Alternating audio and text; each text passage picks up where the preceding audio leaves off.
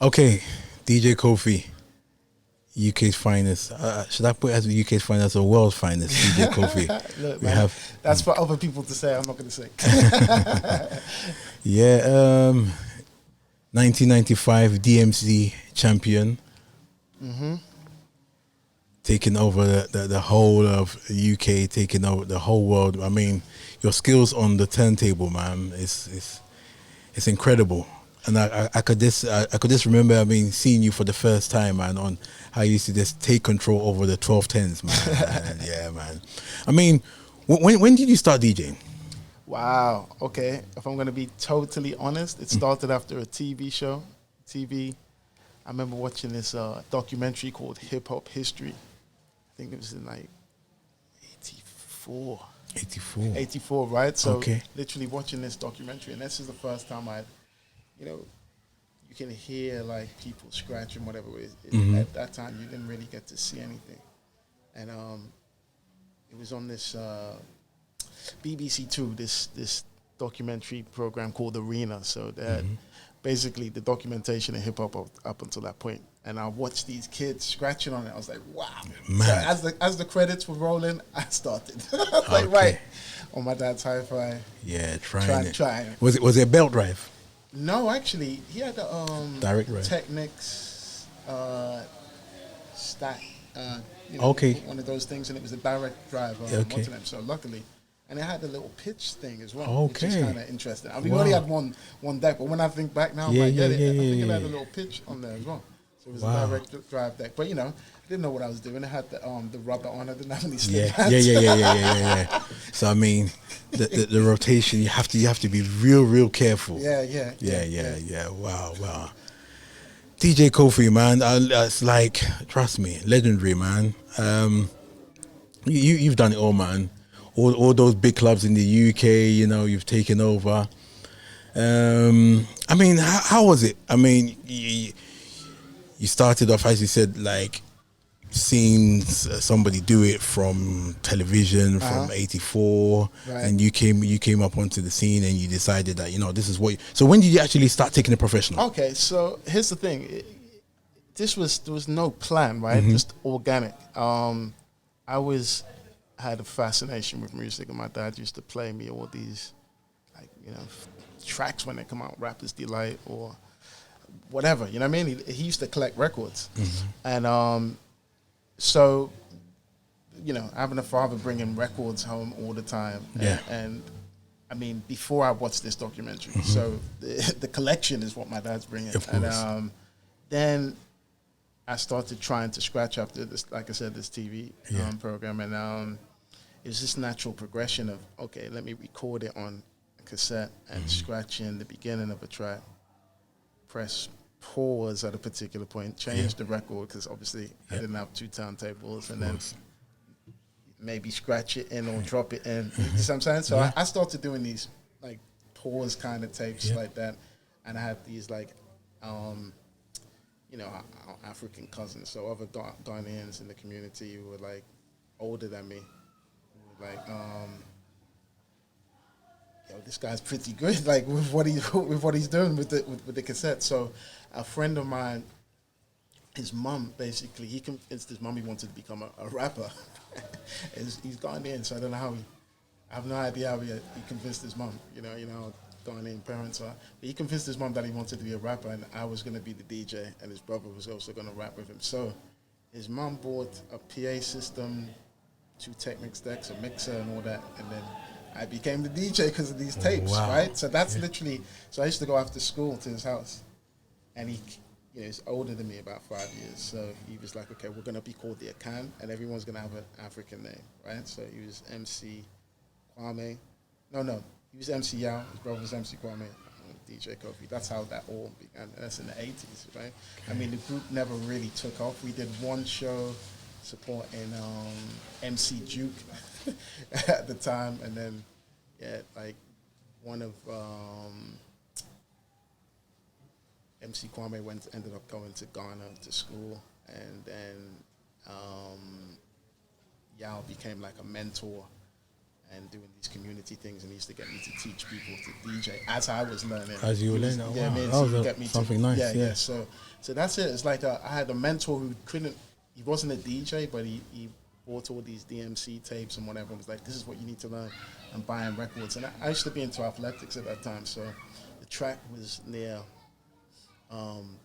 where he used to live. So I'd finish school, go and train, and then he had an attic. I'd go to his attic and practice.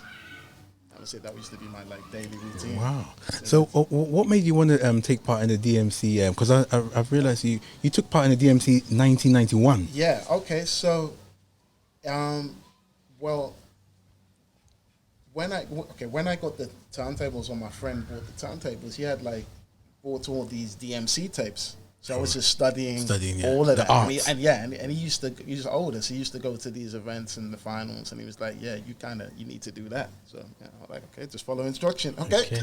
So I remember in 1990 I wanted to do it, and I managed to convince him to let me take the turntables to my house. Okay. So I'm practicing and timing it and everything, and he was like, nah, you're not ready.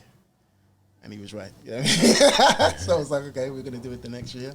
And then in between that time, I had another friend called DJ Olabin. He's a Nigerian origin. And he was super advanced on the turntables. But he was using belt drive turntables. Wow. This guy was so light-handed. He was so advanced, right? So he was more so let's just say I had a lot of mentors, right? This guy, back then, people are trying to figure things out because there wasn't so much so much visual things. You'd hear something off a record and you're trying to figure out how the hell was done. Yeah? Yes, right. So he was very good at deciphering records, and just a genius basically. And so I had this guy called Olabi, and I had MC Yao or Sammy, and being around these guys, it just kind of made me step up my game. And so me and Olabeam both entered the DMC heats in 91. 91. Right. So he ended up, we both went to the Manchester heat, and they have an elimination round and then a final, right? So I won the elimination for Manchester. Okay. And then here's the thing, because I used to practice with him all the time. I knew he was way better than me, so I know this guy just done enough to get through. He done just enough to get through. So in the evening, basically all the attention and heat was off him, and it was on me. And so he won. I came second or third, and then I ended up going to Bristol, and then I won that, and then I got to the UK final. We both got in there, and I got beat. But he came third, you know what I mean? Wow. My friend came third at the time, so yeah, that's how it all began. But it was good. It was nice to have people who were slightly better than you around you. You know what I'm saying? So it was good to have these older brothers around me. Wow. Yeah. So when did you start doing the clubs in the? I mean, the interesting thing is, as soon as those turntables came, I was thrown in at the deep end. My friend would buy a bunch of records, right, we're playing on this boat party. That's it. I'm like, okay. Yeah, getting right in there. Yeah, so literally. So was this in London or? No, this is in Liverpool. Okay, so okay. So you were all the time based, you were actually based in Liverpool? I was based in Liverpool until 1991. So my dad lived in London, and basically my mum lived in Liverpool, so I'd go back and forth, back and forth, and then in 93 I finally just stayed in London. Okay. So yeah, that was the journey. Wow. Yeah. DJ Kofi. I remember, I think when I first came across your name, I think it was during the times of Choice FM. Yes. I mean, you hit Kofi, obviously, yeah. Yeah, I mean, Born Friday. Yeah. You know what the interesting thing is? Mm-hmm. That's not my actual. It's a stage name. Oh, so it's not my actual what's the name. I'm actually Kweku. Wow. Right. So this is another. This is really interesting. Yeah. So the interesting thing is in '87 I came to Ghana and I was going to go to school here. Right. So then I had a very influential cousin, stroke uncle. He's older, so let's just say uncle. Right. Really into music, so that influenced the name. So when it was when Sammy or MCL was like, okay, we're all having Ghanaian names for this group, and the group's called the Academy. So it's like I'm like, well, I'm not gonna be called DJ Kweku. What? I just didn't. It just didn't have that ring. You know what I mean? It didn't and click. Also, just the fact to kind of honor him, and he's passed recently. You know what I'm saying? He was just very influential. An uncle called Kofi, so I was like, yeah, I want to just be called DJ Kofi. I just thought that was kind of. Also, as well, I was called Kofinti at home. So, you know what I mean? So something. Okay, this so is real interesting because all the time I kept on thinking, Kofi, yeah. I mean, I'm going in. Yeah. So I'm hearing your name on Choice FM is like DJ Kofi is like, yeah, we have somebody that's in there. Yes. Yeah. And that was a West Indian station. Oh yes. Yeah. Hearing your name, and then so what happened is that the R&B, the hip hop events are going on. We're hearing your name on these dances, and but I think the first time I actually came or I met you was when we started. The Jonas started the parties at London Bridge. Yes, that's Cynthia's. Yes. That's when we actually came. This was around about 2000. Yeah, 2000. Yeah. So how did you know the Jonas? Because I was going to ask you that. Like, it's an interesting thing. They were like connectors, right? So, yeah, I met you through them. Yeah.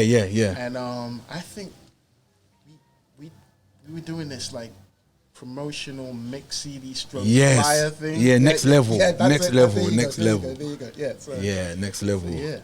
And then I met them through a friend of mine called them Be Sure. He knew of them like actually before coming moving over to the UK. Okay. And he introduced me to the guys. Yeah, but real nice guys. And man, cool. And then I met them here.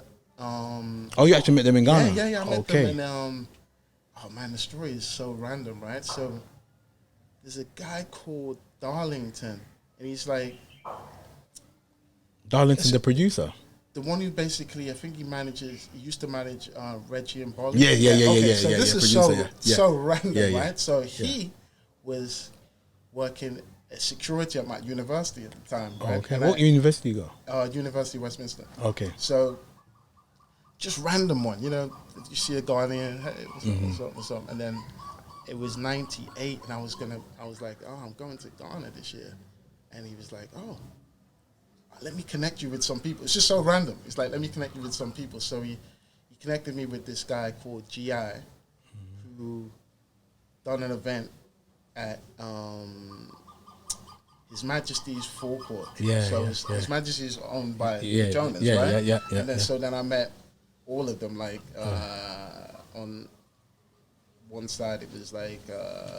Glenn, Nathaniel, Victor, and also what's the eldest brother? Richard. No, so then Richard's the cousin, right? So Richard, Andrew. Yeah. And then basically Glenn, Nathaniel, and oh man, I feel bad 'cause I forgot that older brother's name. Well, all of them basically. You know what I mean? So so that's it. So I met them at December '98. That was the first time I'd spent December over here. December '98. Yeah. Wow. Yeah. So, and then just I came back the next year to do an event, and they insisted that I stay in their house. I mean, so it was cool. And then we kind of come cool from there. Yeah. Wow. So, it's real. It is really interesting because I came, the first time I came to DJ in Ghana was 1999. Wow. The millennium, into 2000 Christmas. That's when we kicked off like December in Ghana, coming to parties. So what's crazy? I was here summertime that year. I was at December the year before. Okay.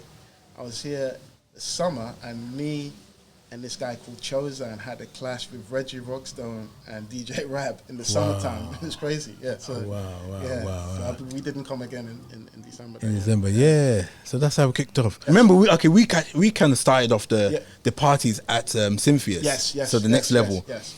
But I think the Jonas guy actually moved back to Ghana. Yes. Yeah. So that kind of stopped. Yeah. So that's when me and my partner Dennis, we actually got back into Synthias, and we started like a Thursday night party at the Synthias. Then through that started off the Aquaba. So actually Aquaba started off from Dennis Radical D. Dennis Radical D. Okay. From actually originally from 90%. Yes. So shout out to Dennis. Yeah, shout out to D, man. So the whole Aquaba thing kicked off from Synthias. Right, wow. I had no idea about that part. That's so dope. Wow, amazing. We started from the next level. So it started off with a Thursday night party. Then one time we just decided to do like an event. See, the promotional name was never Aquaba. Okay.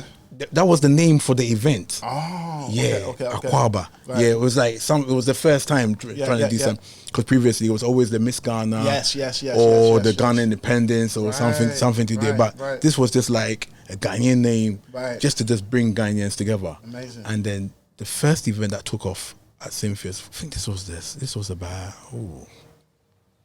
what year was this? 2002. Okay. 2001, something along those lines.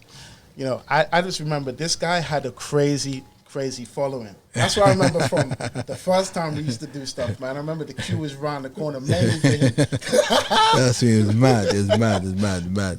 Yeah, so that's how Aquaba was kicked off. Right. But I do remember that during those times when we used to do other events, we never used to see you there. You know, here's the interesting thing, right? I was more like a social butterfly. I was on many scenes. Yeah, right? yeah, definitely. So I would bump into people off one scene and they're like, "Are you still DJ?" And I'm like, "Yeah." And I remember, remember there's a crew called Black Knights? Yeah. Right, so I remember one time literally seeing them in the West End and they're asking me if I'm DJ. I'm like, I'm carrying shit. But it's like, but where? And I'm like, I was on a completely different scene. And it's like, it's weird like that. So you would have the scene in and around the Ghana community. What is interesting, right? I was more on the Nigerian community scene because of when I moved to London, I basically was sharing a house with these Nigerian students who were like kind of affluent, and they used to have me play at all of these ambassadors' sons and daughters parties. So I was like more on that before I was even on the Ghanaian scene. And then really, I think Radical D brought me into a couple of events. And around maybe 95, 96. Then I started. Once in a while, your name will flash up on one of those events, like maybe Ghana Independence. You see DJ Kofi. And I would say it was more because Radical brought me in, right? And then the next time, because I kind of connected with Reggie Rockstone when they had the Ghana Independence in '99. Then basically I DJ'd for him with Rab. So yeah, that's it. So I would every now and again. But, you know, so there's all of these like, remember I came from like a DJ battle scene, which is completely different. Then you've got the hip hop and R&B club scene. Then you've got all the African communities. And I'm literally on all of these different things. Different. And then, like I said, the original African scene that I was on was just like I would say these affluent Nigerians. You know what I'm saying? They were doing parties on Bishop's Avenue. Like different. Those guys, I remember. Because there was another DJ, I don't know if you know DJ Ice. Yes. He used to roll with some of those guys, and he used to play a lot of the big clubs in the West End. Right. A lot of the big clubs, I remember. I mean, I was trying to get in there, but he was just the understand. It's you know, it's an interesting thing. It's all about like who you meet when you come. So for me, it was like I ended up meeting those guys, and like I said, it was like for me, I wanted to get on Choice. Yeah. When I first moved, I was a barber, and I used to listen to certain mixes, and I was like, I've got to be on Choice. I used to listen to this guy, Sir Charles Mixon Dixon. I used to listen to, who else was on there at that time? I think DJ Swing may have been on there at that time as well. There's a few people. And I was just like, I was focused on that. It's kind of weird how it all happened, but I was just like, nah, that's what I want to do. And that opened me up to effectively the London black music scene. Because remember, Choice had the monopoly. You know Oh what I yeah, mean? yeah, yeah. Like, When it came to black music, Yeah. yeah, Choice FM were. Yeah. So you had to listen to Choice. Yeah, so that plugged me into What was your first year you actually? 95. 95. You actually played on Choice. Yes. Wow. So the craziest thing was how it happened is there's a guy who was called Merrick Crawford who used to be on Choice. 95, I used to teach at this thing called Ghetto Grammar. So it's like a hip hop school, so rap classes, DJ classes. I was doing the DJ and stuff, and some other stuff, dancing and all kinds, right? So I can't remember if it was the day Rock Raider, basically the guy who won the world final that year. Yeah, I remember Rock. He came to do a master class with me and teaching these people, and then I think Merritt was there, and we were both basically just teaching these kids. And Merritt was just like, "If you ever wanted to do radio," and I was like, "Yeah, I in my mind, I'd always wanted to actually do Choice." And he was like, I used to work on Choice, so I'm going to speak to them about you. And then literally came through within about a month, and that was. Okay. So you had a resident weekly show, yeah? Yeah, initially I was doing the mixes on the mid-morning jam with Kirk Anthony. God, yeah. So that was that, and then later on, after the first 5 years of doing that, then I ended up getting my own show. Right. Oh, so how long were you actually on Choice for? 7 years. Wow. So 95 to 2002. Yeah. Wow. Yeah. Choice FM. Yeah, it's crazy. It's so foundation, man. It really is. It's like Capital Extra and all the people who are on that now. I'm like, wow. You know what? Anyway, we were talking about the glass ceiling, right? So earlier on, people wouldn't have heard that because we were talking amongst ourselves. But yeah, it's like the weird thing about the radio at that time was there's Choice, and then there's Kiss. Yeah. And Kiss is a little bit more leaning towards the dance, European the side, right? And the Choice was like undiluted black music across the board. You know what I'm saying? So already, if you'd been on there, you kind of hit the glass ceiling. You know what I'm saying? Because the next thing to come is One Extra, and that's later on. That's it. You know what I'm saying? Yeah. So in terms of the Choice FM thing, it only existed 5 years prior to the time I came on it, and then by the time I got on Choice, within 5 years or 6, it was already sold to Capitol. So it didn't really, you know what I mean? It wasn't big shame. Really, It was a real big shame because during that time, because that was way before even Capital Extra. One Extra came into existence. Yeah. It was just a Choice. Yeah, that's it. Literally, it was just Choice. Had a monopoly. You understand? And Pirates Station. Pirate Station. But I mean, legally, official, it was just Choice, and then you get the Kiss FM. Playing a bit of sometimes R&B hip hop. Then you get Westwood on the Radio 1. Yes. That on the weekend. Show, But when we like on a Monday, Tuesday, Wednesday, Thursday, all day, it's Choice 24/7. Yeah. Choice FM. You know what is interesting? There's this funny story about that, right? So I wasn't really aware of this because my early years were in Liverpool. So if you're black, you're just black. Like there's no kind of like you're West Indian, you're African. I didn't understand any of that, right? So, but I remember these older Ghanaian people, maybe 99, 98, 99, came to my house and they were like, what you're doing by using that name. And I'm thinking, what do you mean? And he was just telling me about, a lot of people were getting teased in school, so they changed their names and stuff like that. I had no idea. It was like, it wasn't like that in the city I came from. Okay, so I was I get you. completely oblivious to this whole side of it. And then I became more aware, like there was, what is a beautiful thing? There's like a great ending to this story. So there was a little bit of tension between West Indians and Africans at that time. And the station was owned by West Indians. But I didn't know of any of this drama. I came in, luckily, an American person brought me in and I was the DMC champion, so I didn't feel any of this, any of that, right? So then these guys explained it to me. And I'm like, wow, by default of choosing this name, it's just kind of maybe, this is like a higher force because it's not like I'm conscious of it. So it's kind of like making an African become acceptable. And then I found that Kirk Anthony and all them people were intrigued about Africa. And in fact, Kirk Anthony ended up basically going to do a radio show in Nigeria. Like, you know what I'm saying? So, like, this whole thing. So, anyway, back to what I was saying. So, these guys brought this awareness of some sort of conflict between the communities. Yes. But like I said, personally, I never really experienced it, but they were telling me that, and I'm like, wow. So it was kind of good being oblivious to it. It's so interesting that you brought that point, because I remember in primary school, because I attended primary school in Hackney, Clapton, East London. Right. And like my own friends there, they'll be like, Nana Banana. Oh, wow. You understand? Okay. You'll be them. You understand? Like, and then it's like, they'll just go on there, Nana Banana. Okay. So I got that from white people, but not from black people. Yeah, No, because the white guys will be afraid to do that. You understand? Yeah.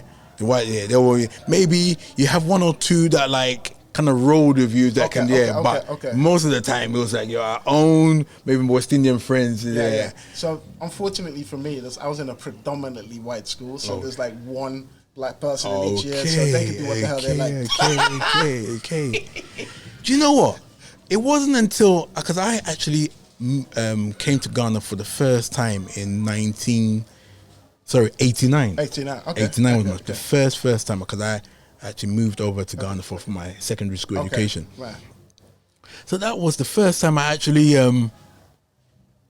realized Nana was a powerful name. Wow. Wow. It wasn't until I moved over to Ghana, and I was thinking, that name here, they were teasing. It's a big man name. You know what is interesting? So my surname's Osei Ajimai, right? And then I realized that it was like having a name called Smith. When I came here, I was like, what? This is mad common. And it was like, people would be like, oh my God, there's someone else with your name. When I was in the UK, right? And then come here, it's like, man. Everyone's on it. Yeah. Crazy. Yeah. So, hip hop. Right. Wow. Hip hop, man. Hip hop.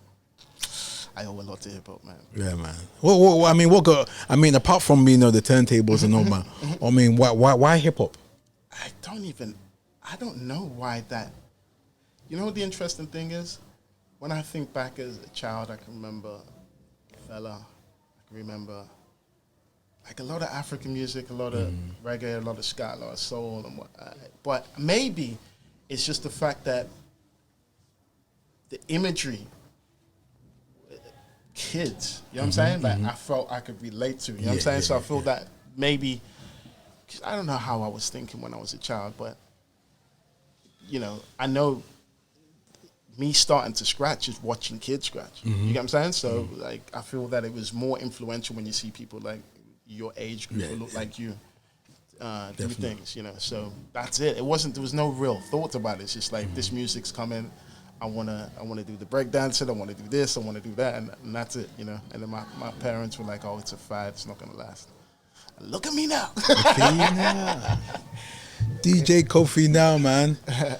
So gradually, you were, as you said, you were hopping from the hip hop scene. And you come onto the bit of the the African scene, right. And then it was shifting and changing and shifting and changing. I mean, it got to a point when we were actually playing at Cynthia's. Afrobeats wasn't about. No. We were just strictly playing the R&B and hip hop, dancehall, garage, Miami bass, soca. We mix it all up in. And then after a few years, the hip life come up, like Niger pop come up, and then Afrobeats. I mean, how did you take it all? You know what is interesting? Every community had their local music. So if you went to Ghana Independence, or if you played at any of so what I used to do, I'd play at a lot of the independents for different countries, right? So then they'd have their local music, right? So we had Hip Life, we had High Life. Yes. You know what I'm saying? So, I would say I became aware of Afrobeats by going to, when I was traveling to Nigeria a lot, but it wasn't called Afrobeats at the time. No. So I saw yeah. P Squared perform in someone's front yard. I saw the Banj when he dropped his first EP.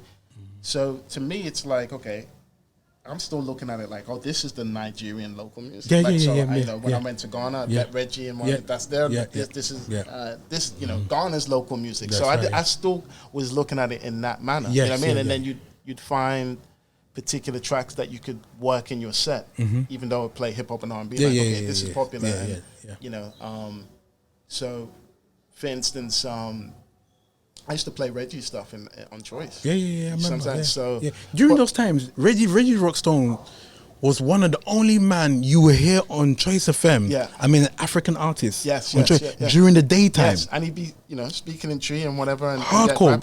Big respect going out to Reggie Rockstone, man. Because massive. I mean, his music, Choice FM, back to back. Yeah, back to back. You just hear Reggie Rockstone on an ordinary day. So here's the interesting thing. So we had these anomalies, right? So hip hop and R&B, and it wasn't like there was a hip life movement in the UK. It's like you'd have the independents and then whoever was popping, right? At that time, it would be like Reggie, right? So, like I said, I just looked at it like country's local music from the 90s. So whatever independence parties or Christmas parties going on, there'd be like jams from Nigeria, jams from and it just wasn't under some sort of umbrella. No. With names. So for me, the first time I saw it on a commercial level is in 2006. I went to Nigeria to play for when MTV launched. So MTV Base Africa. Yeah. So in Lagos. And then I'm like, okay, this whole thing, there's no hip hop and R&B here, right? This is like all African acts, right? Yep. So that's the first that I'd seen it, but still, 2006, there was no terminology for it. You get what I'm saying? There wasn't like, it's this. So that's the first time I'd gone to an event where I'm a carter, that it's like all the performers are African and they're doing something with minimum pidgin English and some sort of African swing in the beat. Right. You know what I'm saying? That's right. So that's the first Then after that, like I said, I always had this. Sometimes Nigerians claim it. So then that same year, I played at the Nigerian corner, and there's a guy called Obi Asiko, who's a good friend of mine. He's like, people may know him as a judge on Nigerian Idol. He does he does several kinds of he's an entrepreneur, serial entrepreneur, but he brought me in to do a lot of things. He brought me in to do the MTV stuff, and then after he had something, and he basically used to run this label called Storm Nigeria, and this is where you had this bridge, this gap between people rapping and like rapping in English and in pidgin and whatever the local dialects are, and then what would be called early Afro beats, like full-on African songs over, I don't know, whatever the music you're gonna call it at that time. Yeah, so that time it was more like hip life, high life, Niger so pop. he got me to do a mixtape for his label. The Banj was on it. Basically, all the Nigerian artists that were popping at that time. The P Squared. P Squared wasn't on it. Just like these, they had a camp. You know what I'm saying? So I don't think P Squared was part of that particular camp. But there's a lot of who underground affiliated with Storm, right? Okay. I can't remember all the names, right? So that, it's not 100%, but it might be one of the first hybrid Afrobeat mixtapes. You see what I'm saying? Because literally, the band just freestyling whole songs on this. Like, how she play you the Pro Tools session? This guy was like, okay, pull up a track. He would freestyle the whole song. I'm like, damn. And they're like, I don't like that one. Let me do it again. And like a whole entire song off the top of the head. This is the first time I'm watching this. And unfortunately, my only reference to anything like that was Fela, which is 2 decades before. You see what I'm saying? So I kind of looked at him in that way, like he's the new this, because I didn't have a reference point. You see what I'm saying? Yeah. Then fast forward a couple of years later, I ended up DJing at the very first MTV Africa Awards in Abuja. So then I'm starting to see, okay, this whole thing is moving. But I was kind of involved in a lot of the behind the scenes things, and I don't think I was fully aware of what was taking place, because there was nothing coined, there was no term, but I'm watching all of this stuff. There was no proper industry set up for it. When MTV Base Africa was launching, I became really friendly with Alex Akosi. He was the head of the African headquarters. I've forgotten this lady's name, Glenn or something. She was the vice president for MTV for the whole world. And so when they were trying to do all the press stuff, they had me go to meetings with Forbes and have talks and whatever. It's like kind of behind the scenes. I wasn't necessarily directly involved, but they would call me up to do certain things. And then when they were doing the launch of MTV Base, the Mamas, the very first one. Yeah. The sponsor was rebranding. It was I don't know what it was called before, but it was rebranding to Zane Telecommunications. So then I ended up doing the mixtapes for that rebranding. So it's like in some weird way, I'm watching something, but just as someone's client. Like, can you do this? Can you do that? You see what I'm saying? And I'm there, but I'm not really understanding what is being created in front of me. But this is the first time I'm like, okay, I was just looking at it like, okay, this is the African version of whatever they have in Europe or America. So what songs were actually on the mixtape? Wow. A lot of basically still all the Nigerian acts. Oh my God, son. Stuff like, just I'm trying to figure the year, right? So round about that, nice. You know what I'm saying? So stuff like that. I can't remember all the tracks off the top of the head, but I just remember that era. There was the band had stuff. There's all kinds, man. To be honest, it was a really weird time because I was also into like house music at the time, right? So I remember they would send me things. And it was like, I'm in a totally different vibe in the club. Yeah. And then I'm doing a mixtape on a completely different vibe. So it's like two different information overload. So I know how to put the stuff together, but it's not like outside of the mix, I'm actually listening to that stuff. Even though I've done the thing, where I'm getting paid is something else. Unless I'm traveling to Nigeria or Ghana or something, then you switch up the styles. So like I said, for me, as I wasn't 100% on the scene. Yeah. But you're definitely behind the scenes. Yes. So, meaning I was getting to work on things, but I wasn't like, I go to this spot every week or I go to this thing. And literally at that time, I'm doing a cross-section of work for all kinds of different people. Yeah, different clients. So by the time they coined the name and everything, I was messing with Afro House at that time, but by the time it launched. And I remember I put out a track and I'd sampled some of the band's vocals from the mixtape earlier. You see what I'm saying? Yeah. And that's when they dropped Oliver Twist. So at the same time, I had this other thing called Where's My Horns, which was like an Afro House kind of track, which sampled some of those sessions. So that's the first time where I'm like, okay, they've arrived. You know what I mean? Like Kanye West is on it. Semtex is trying to basically sign the single and trying to do an album deal with him. So, like I said, all of my connects with that are through people I knew in the media, like Semtex, Edu, Branty, all of these people. Yeah. When they made it official. Now, the interesting thing is I always think when I was getting to go to Nigeria, like 2001, and some of these emerging artists were there, right? I'm thinking, what would the guys who basically ended up championing and trying to sign it and whatever, would they feel in that stuff then? Like, it's an interesting, you know what I mean? It's like, of course, so I don't know. It's definitely, wow, really, it's a beautiful story, man. Yeah. Yeah.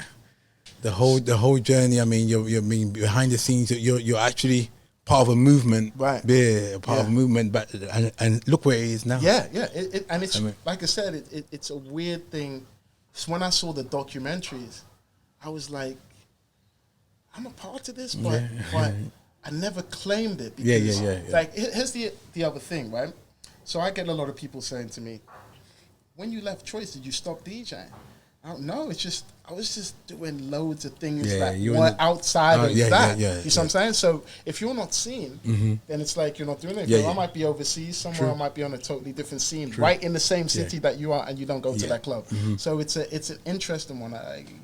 Something I'm doing now. People are like, so when did you start doing it again? I'm like, I never stopped. It's You never just- stopped in the first just- place. Yeah, that's an interesting thing. So same way at the beginning of the conversation, it's like you would see me now and again. I bumped into someone the other day when I came to Ghana in December, and they were like, almost had a heart attack. See me, I ain't seen you in years. Like, do you even still exist? I'm like, Oh, yeah, good. this is like life outside of the circle in which you're in. Yeah, You yeah, get what I'm saying? yeah, So, yeah, so yeah. it, even at the end, like when Yeah, he's yeah. like, Yeah, you're the last yeah, because he person- called me. You're He the called me. last person I Yeah, like- thought would be in Ghana. I'm like, Yeah, well, my yeah. parents are Ghanaian at some point. Yeah. I may come here. Because like as I was saying, when we started off the Aquaba Yeah, thing, yeah. and we started coming to Ghana, every year. yeah, and that was from 1999.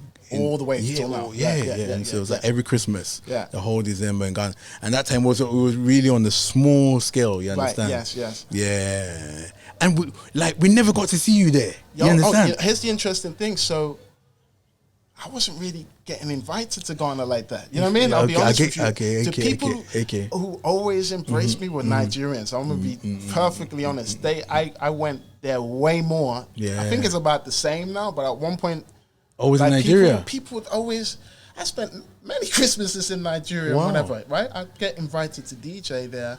I did the MTV stuff. They would always invite me, but I would never get invited over here. So Okay. that's it. Like literally, wow. I was just be waiting. Like, okay, when's someone gonna hit me up to come to Ghana? You know. Yeah. So that's it. And I guess if you didn't, you're doing events. So for me, like anybody, December's a really busy month. So it could be, man. I've spent Christmas in Taiwan, not Taiwan, in Japan, in Tokyo before. Wherever someone's going to book me, Yeah, of course I'm you're there. there. You get what I'm Yeah, saying? yeah, So no that's the matter- thing. no matter the places. If I was coming to Ghana, I probably would have to pay for myself and all that. And then, if someone's paying for me to come and do a gig, so that's basically generally why. And then also, I wasn't necessarily fully a part of the Ghana scene. Remember as well, I came from another city on a different mission. You know what I mean? So I always had in mind, doing the battle stuff and that type of thing, which is a completely different scene. So, it's the name has sprinkled me across Africa. Yes, It's a that's so. beautiful thing. Yeah, You know what I'm saying? yeah. Which it's got me to go to many Yeah, because places. as I said, when I just heard the name for the first time, Right, Kofi right. DJ, that's my brother, man. Right. Yeah. There you go. Yeah, So yeah, and that is it wasn't just our people here.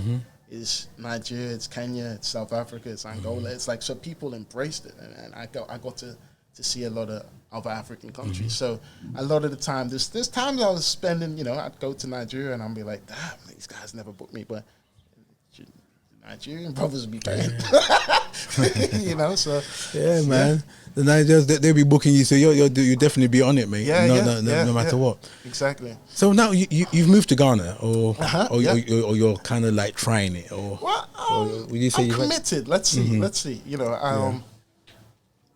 As I was saying to you earlier, I won't go into the names of people, but I've really been inspired by,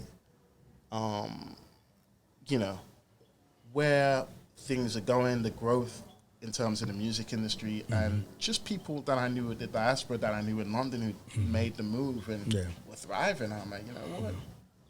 Let me, it's time to, as we were talking about before, hit the glass ceiling in the UK. So why not? I mean, my mum lives here. Why not? Of course. I remember making that decision to move over to Ghana, and that was like back in 2014.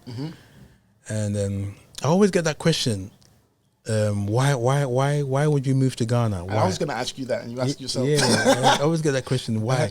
Because at that time, it's like I bought my house, got a car, I got like 3 different businesses, you know, like I had 3 different shops all on one high road in East London. Yeah, so I'm doing my thing. You understand? Yeah, income wise, yeah, and like it got to a point. I felt like even though with all that I had.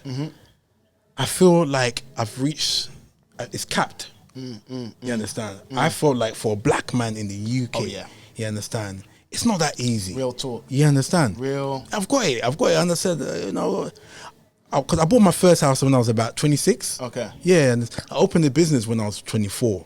You know? And it's like, you do it all, and then like you feel like, you know what, that's it. You want to do this, you can't.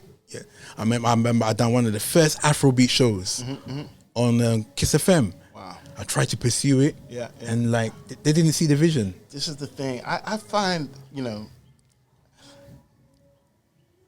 I feel like I need to be careful with this, but I'm just going to be real, right? I feel that if you're African origin or from the West Indies, like the UK has this very, very subtle way of just making you know that you're not 100% welcome. You're there. So this is the thing. I feel like it becomes you can make money, but if your soul is not right, then, you know, then what? You know what I mean? If it doesn't feel like home, for me, I'll be honest, it never felt like home. True. My whole life, I always felt like a nomad. I didn't feel, I'm like, okay, I'm here, but I don't feel like the people embrace me like that. You know what I mean? It's like how they're supposed it's convenient for you to do business and do this and do certain things, but it's not. It just never felt that way. I'm just going to be real. You know what I mean? That's it. Because I mean, I keep on telling my friends and family, it's the change, the move. It's not that easy. Nah, not at all. But you're home. Yeah. We understand. You are home. Yeah. There's certain things, there's certain challenges, and you know the challenges are everywhere around the world. Yeah. It's just different in different places. So you have to figure out. And we've definitely got the sunlight. Yeah, that helps. Yeah. that helps. Absolutely. Yeah. You know, what is it, like 33 degrees now? We're just chilling. You know what I mean? So tell me, so as you've moved over, so what are some of your plans? I mean, being in Ghana, you know, like, you know, DJ, producer, you know, you've been in the industry for a long period of time. So what are some of your ideas? I mean, you know, a lot of people from the diaspora coming in, you know, during the Christmas, you've got Afrochella here, you know, you've got Afro Nation, so many different events. We have the Americans coming in now, you know, Beyond Return. So Ghana's a big thing. You understand? Yeah. I mean, so, all right. So, Are you here? I mean, to extend the holiday. Are you here to be part of it? Are you here to be? I mean, okay. So, over the years, if anyone knows about me, I'm all for sharing information and trying to help with infrastructures or anything. So, I mentor people. I mentor people before I come. You know what I mean? I'm not going to bait anybody. You know what I'm saying? But you know, helping out in that way, and I look at it like, okay, I've reached a certain plateau with my DJing, and I can share information, right? Then doing my research, I just saw a lot of opportunities. You know what I'm saying? Like a ton of things where it can serve me and it can serve the people. You know, so I immediately at the moment, I cannot pinpoint the one thing that is it, like the aha, like, bang, this is the thing I'm going to be 100% doing. But at this stage where I'm a few months in, it's just like, let me just see how everything works, right? Yeah. Having conversations with people, sharing ideas, and then looking at the infrastructure of particular things and what I've experienced. Like, well, this could be done. You know, just these are the type of conversations I'll have with people. Yeah. Like, I'll look at. Did you go to Afrochella? I went to Afrochella. No, I went to Afro Nation. Yeah, okay. I went to the Meek Mill. Okay. So what was your view on it? Yeah, I mean, you know, first it wasn't the first type of thing like that I'd been in Africa, but I enjoyed it. It was your first Afro Nation in Ghana? Yeah. Okay. I'm not the first. So basically, in Africa, I've been to things like that, but this is the first like Yes. full on concert thing like that over here. Yeah, So yeah. it's cool. It's weird because I'd seen so many clips of it and everything, and this is kind of still like home. It's just like going with the flow. You know what I mean? So it's good. It's Really nice. nice. It's cool. When I look at all of that, so I'm the type of person who's always trying to understand things in the space of global entertainment industry. So I liken 30 December to what was the early days of Ibiza, right? Yeah. So you've got 4 weeks, maybe an overspill into January, maybe an overspill like, or you know what I mean, like November, late November, whatever. I'm like, this could be extended. That's my first thing. So I'm looking at it like, there's things like this that are already established. Yeah. So it can be longer than December. Yeah, it could be like October to February. It could be Easter. There you go. You know what I'm saying? It could be, you know, and then you don't have to have people competing. You see what I'm saying? Like, Afrochella and Afro Nation are basically overlapping. Yeah. You don't need to do that because you're running for months. So, like, there's things that people have already... Because if we're using systems that already exist around the world, you know, the Oscars and basically the Grammys are on the same day. Like, you just spread it out. Yeah, makes sense what you're saying. Do you see what I'm saying? That's it. So that was my first observation. That's how I work. Rather than saying, yeah, I'm coming to do this. I can't say what I'm coming to do till I understand how everything works. I know what I've got a cross-section of things I could possibly do, but I need to basically study what's going on the ground. So that was the first thing to me. I'm like, well, this thing can be expanded. And you have a lot of, you know, in certain places like South Africa, like it's summertime at that point, right? There's summer starting around September. You see what I'm saying? So there's certain places where if you understand, like outside of the people from Europe and America who are coming to the diaspora, there's other African countries that will also come here. Anyway, look at what happened in the pandemic. A lot of South Africans ended up coming here and then ended up having residencies over here. You see what I'm saying? So I look at it like that could be expanded. Absolutely. So these are the type of things I'll be taking notes. Yeah, you have made a real valid point, because look at like when the UK guys used to go to Ibiza. Yeah. That was a certain time. They still do. And they still, a certain time. So that's like summertime. Yeah, they start in May, and they'll have the closing parties in the end of September. That's right. Yeah. So what is it? Yeah. June, July, August, September. It's all good 4 months. You understand? Yeah.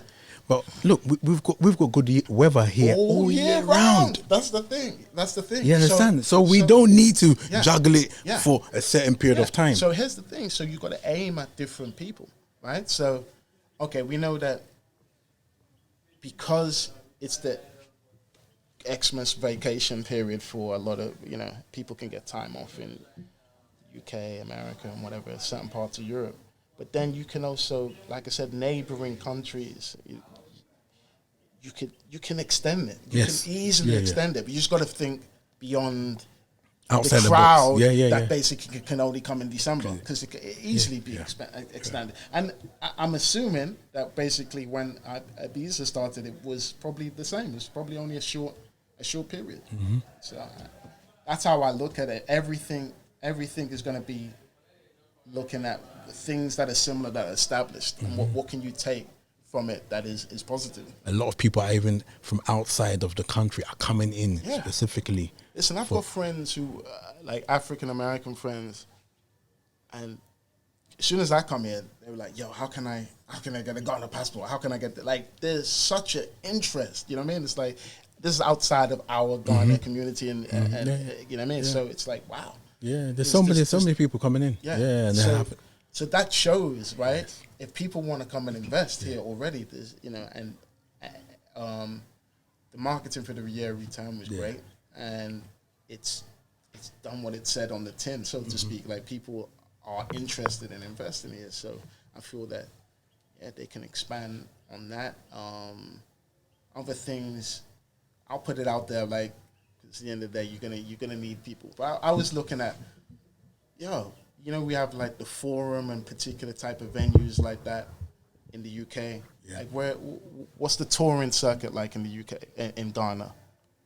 Like, these are the type of things that I was thinking of even before coming. Like, if we have this, if this exists in London or this exists in what's the name, how can you have these type of music industry infrastructures so that these artists can do a whole full-on tour of Ghana, right? At a particular level, even if you're kind of up and coming. Okay, so you look at London, you got Jazz Cafe, you got the Forum, you got all of these different tiers, right? Yeah. And there's loads of these things in many cities. So that was one of the first things I was looking at. Like, can that be done here?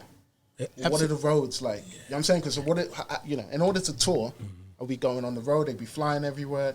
That's the type of thing. Everything was just trying to match whatever we've already seen, right? So the Ibiza situation, I've just been before coming making notes of these type of things, and then seeing. I haven't tried to implement anything. I just was asking a lot of questions before even coming, because then, are people interested? Do we need outside help for that type of stuff? I remember when I don't know how the Mamas was done later on, but the very first one, they basically just brought in the team from all over the world. So I've seen how those things are. I observed a little bit behind the scenes for Afro Nation. There's a lot of people who are still based in the UK, the diaspora, basically, heavily on that. In fact, they put it on, you know what I'm saying? But it's just what's the infrastructure look like? Who's running it and whatever. And then at what point are you going to do a handover and make sure that the local people get trained and build up in that manner? That's the way I see everything. Okay. So it's just like, okay, first and foremost, how does it work? Because, a lot of the time, something that's happening in the UK might not be better. I might think something, but the system here could be excellent. So before me thinking I'm coming to conquer, I have to basically assimilate, sit with people, see what's going on, and then be like, okay, well, maybe there's some improvements here, or maybe we can expand on this. Yeah. Because definitely it's not everything that's actually popping out there that can be, can be done here. Right. And there's some advantages over here when things are newer. There's certain red tape that you won't have that you'd have in the UK. Like just things that are just super difficult to do. And, being as everything is young and fresh, when I say young and fresh, like, man, like, Spotify, Apple, they're like 2-3 years in here. It's very new. You know what I'm saying? It's very new. You know what I'm saying? Spotify was just the other day. Yeah. You know what I'm saying? So therefore, there's a whole brand new infrastructure, right? So so you might think of something new that basically complements that way. This is the way people are measuring their success. Oh, I'm number one in this chart. So what could be done? It might not be the same as what was happening over there, because in Europe or America, it's from an analog system. So some of the things might be dated, but we just still do it anyway because that's what we know. And maybe something new can be created here. So for me, I'm always about just the understanding things first, but ultimately I'm about sharing information. Yes. That's it. You know what I'm saying? So I might not even do anything myself, but I may have a ton of information that can help someone with their career. You know what I mean? So I don't know specifically what I'm gonna do. Wow. So what's your thoughts on the Ghanaian women? You're beautiful. Because there's always been that stigma that they say the UK guys are so stingy. Oh wow! And I'm stingy. I will own that. I'm stingy, man. The Ghanaian women, it's different out here. You understand? You get me? It's not like you go to Sainsbury's and like with your partner and like you do shopping like, okay, £50 each. Oh yeah. She brings 50. You understand? I get it. Here, the man is supposed to be the man, and the man's supposed to bring it out the door. You understand? The man is supposed to take care of the woman. You know what? If we start breaking down the economics, too many people will come. They'll realize why we are here. let's just say this one thing.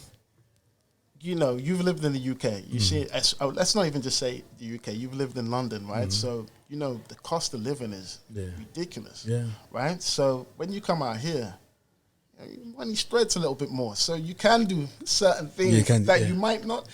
When you're doing 50-50, you're doing it. Oh, I pay for 2 of the meals. It's still less than 1 of the meals. when you're doing this in your head, it's still less than 1 of the meals in the UK. So yeah, cool. Yeah, but you need to be careful. It depends on the venue. Oh, true. Because if you go to somewhere like Kozo, you're in trouble. Hold on. I feel a bathroom break coming over. Oh boy! Oh god! I'm stingy. That's it. I'm just gonna say it. So, no. There's gonna have to be an understanding. Understanding definitely has to be an understanding. Hopefully you find I ain't here to be that ain't. That's you understand? You're not here to be buying a car or renting a yard for a girl for like 2 years or 3 years. Here's the interesting thing, right? This is the problem about being an entertainer. We're spoiled. Let's be real. I know you're a married man, but there was a time before that. So, of course. So all of these things are based upon what people do, right? So if you're in entertainment and you're a DJ, effectively you get chased like a female would. So then you're gonna be like, well, what am I? Like, hold on. You want all this and they're just coming at me for like, you know what I mean? Just because what we do. Like, why am I like? You see what I'm saying? So that's all gonna be based upon like what you do. That's just unfortunate the way of the world, right? So if you're, you get what I'm saying? So therefore, maybe my stinginess is based upon it's based upon the what I do. Of course. You know, I guess if I was a city worker, I might be very generous. You know what I mean? Yeah. You know what I mean? Big bonuses and all that. You know what I mean? So you know. Yeah, man. So it's a very interesting one because that discussion I even seen them having on the Breakfast Club. You know what I mean? Yeah. So it's just like it's now an international thing that basically the Ghanaians or the Africans will give you pocket money. True. Yeah. So yeah. Kofi, it's been nice being with you, man. Hopefully, a year from today, I want to definitely meet you again and then find out what's happened, man. I mean, progression. Oh, but before we leave, I was doing something and I am doing something. I do this. I have this page on Apple Music called Turntable Entertainment, which we promote.